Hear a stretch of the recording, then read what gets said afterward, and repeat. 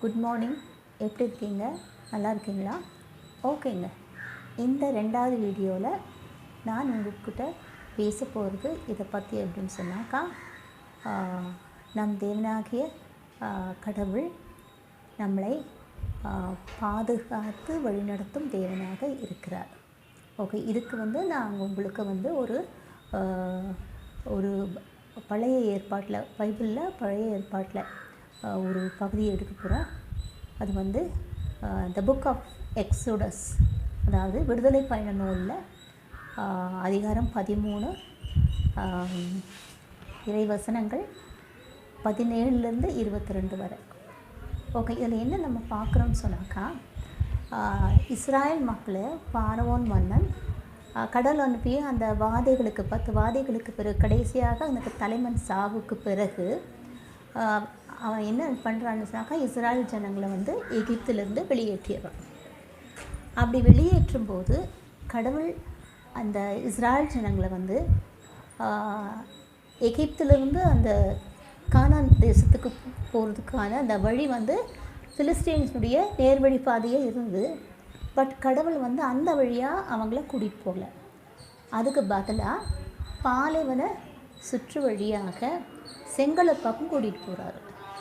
ஏன் அப்படின்னு பண்ணார்னாக்கா, கடவுளுக்கு ஏற்கனவே தெரிந்திருந்தது, இந்த இஸ்ராயல் மக்கள் போருக்கு அஞ்சி மறுபடியும் எகிப்துக்கே போயிடுவாங்க, அதனால் அந்த வழியாக கூட்டிகிட்டு போகக்கூடாதுன்னு சொல்லிட்டு தான் பாலைவன சுற்று வழியாக அவங்க செங்கடல் பக்கம் கூட்டிகிட்டு போகிறாரு. ஓகே, இந்த பகுதி நம்ம படிக்கும்போது நல்லா தெரியும். இந்த விடுதலை பயணத்தில் முழுவதுமாக கடவுள் அந்த இஸ்ராயல் மக்களை, அதாவது தம் மக்களை விட்டு விலகவே கிடையாது. நம்ம பார்க்குறோம், உங்களுக்கு எல்லாமே நல்லாவே தெரியும். பகலில் அவங்களுக்கு முன்னால் மேகத்தூணில், அதாவது பில்லர் ஆஃப் க்ளவுட்ஸ், அதாவது நைட்டில் பார்த்திங்கன்னா அவங்களுக்கு முன்னால் அந்த பில்லர் ஆஃப் ஃபயர். ஸோ இந்த நெருப்புத்தூண் அப்புறம் மேகத்தூண்லேயும் இருந்து கொண்டு கடவுள் இஸ்ராயல் மக்களை அந்த விடுதலை பயணம் முழுவதுமாக அவங்க வழி நடத்தி சென்றிருக்கிறார்.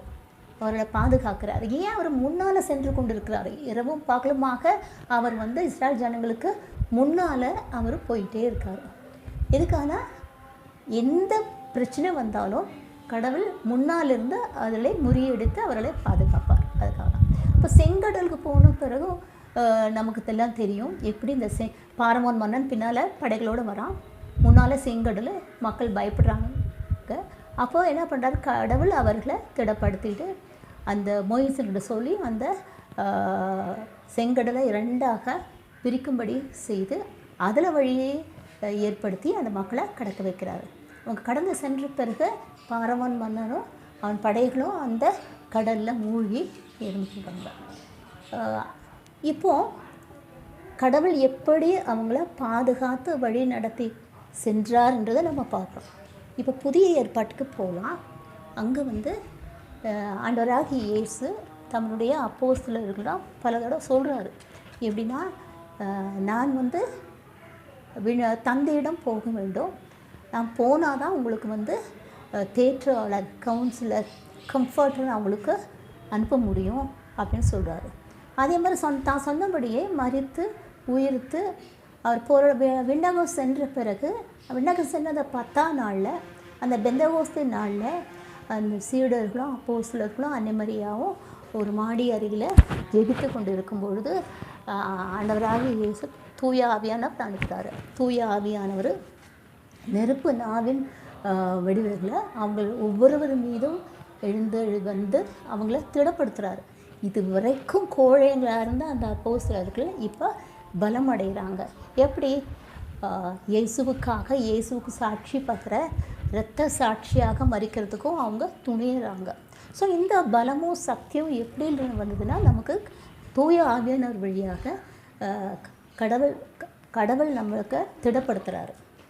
இப்போ நம்ம வாழ்க்கை பயணத்தில் பார்க்கும்போது அதே மாதிரி தான். நம்ம பிறக்கிறதுக்கு முன்னாலேயே நம்ம கடவுள் நம்மளை தெரிந்தெடுத்திருக்கிறாரு இல்லைங்களா?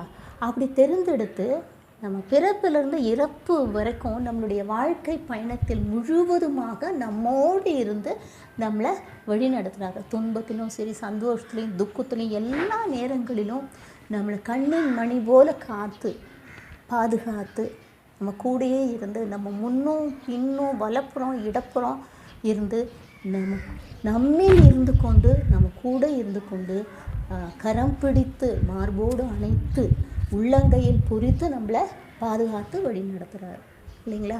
இதை நம்ம பல சமயங்களில் நம்ம உணர்றது கிடையாது.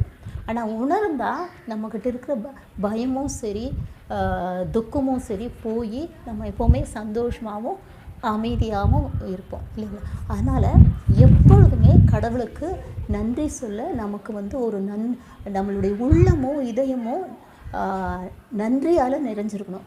உள்ளம் உருகணுங்க நன்றியால். ஸோ உள்ளம் உருகும் போதுன்னு சொல்லும்போது தான் எனக்கு ஒரு பாட்டு ஞாபகம் வருது. ஸோ அந்த பாடம் நான் சொல்கிறேன். என்னென்னா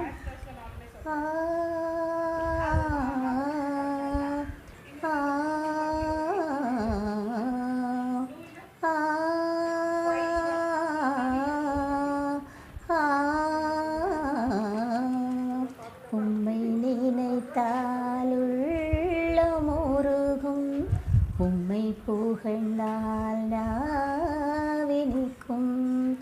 உம்மை நினைத்தால் உள்ளம் உருகும், உம்மை புகழ்ந்தால் நாவினிக்கும்.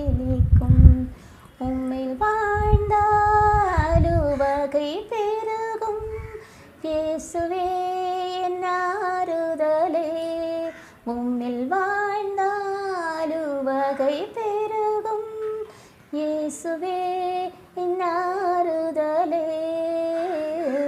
உம்மை நினைத்தால் உள்ளம் உருகும், உம்மை நினைத்தால் உள்ளம் பெருகும்.